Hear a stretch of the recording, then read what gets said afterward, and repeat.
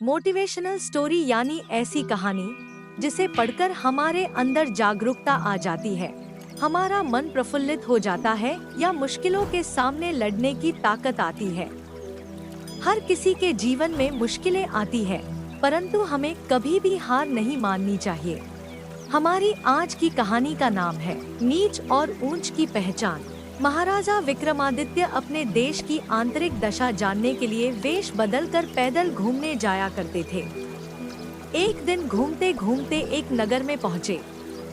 वहाँ का रास्ता उन्हें मालूम न था।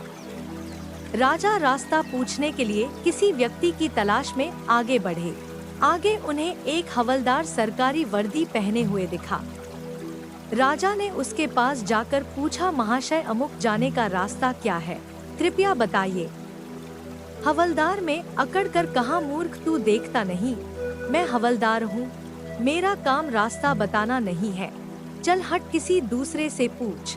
राजा ने नम्रता से पूछा, महोदय यदि सरकारी आदमी भी किसी यात्री को रास्ता बता दे तो कोई हर्ज तो नहीं है, खैर मैं किसी दूसरे से पूछ लूंगा, पर इतना तो बता दीजिए कि आप किस पद पर काम करते हैं।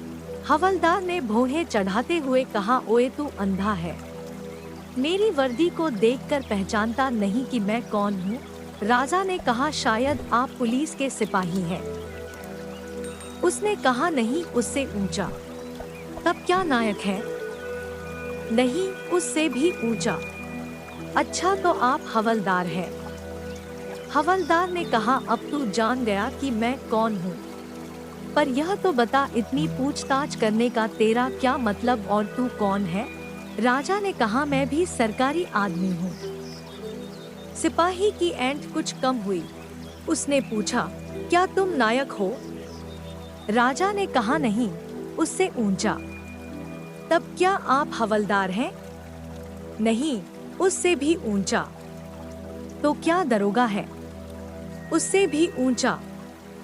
हवलदार ने कहा, तो क्या आप कप्तान हैं? राजा ने कहा, नहीं, उससे भी ऊंचा। सूबेदार जी हैं? नहीं, उससे भी ऊंचा।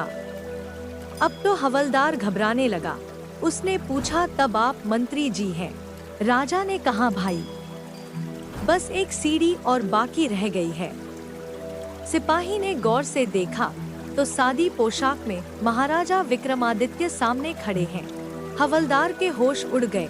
वह गिड़गिड़ाता हुआ राजा के पांव पर गिर पड़ा और बड़ी दीनता से अपने अपराध की माफी मांगने लगा। राजा ने कहा, माफी मांगने की कोई बात नहीं है, मैं जानता हूँ कि जो जितने नीचे है वह उतने ही अकड़ते हैं। जब तुम बड़े बनोगे तो मेरी तरह तुम भी नम्रता का बर्ताव सीखोगे। जो जितना ही ऊंचा है वह उतना ही सहनशील एवं नम्र होता है, और जो जितना नीच एवं ओछा होता है वह उतना ही ऐंठा रहता है। इसीलिए कहा गया है, विद्या विवादाय धनम मदाय शक्ति परेशान परिपीडनाय खलस्य साधोर विपरीत मेतद ज्ञानाय दानाय च रक्षणाय। अर्थात दुष्ट व्यक्ति के पास विद्या हो तो वह विवाद करता है, धन हो तो घमंड करता है, और यदि शक्ति हो तो दूसरों को परेशान करता है।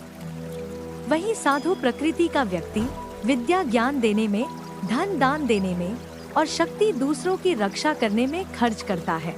मित्रों, उम्मीद करता हूँ आपको हमारी ये शॉर्ट मोटिवेशनल स्टोरी पसंद आई होगी, और इसने आपको कितना मोटिवेट किया कृपया कमेंट के माध्यम से अवश्य बताएं। आपके किसी भी प्रश्न एवं सुझावों का स्वागत है। कृपया शेयर करें और जुड़े रहने के लिए सब्सक्राइब करें। धन्यवाद।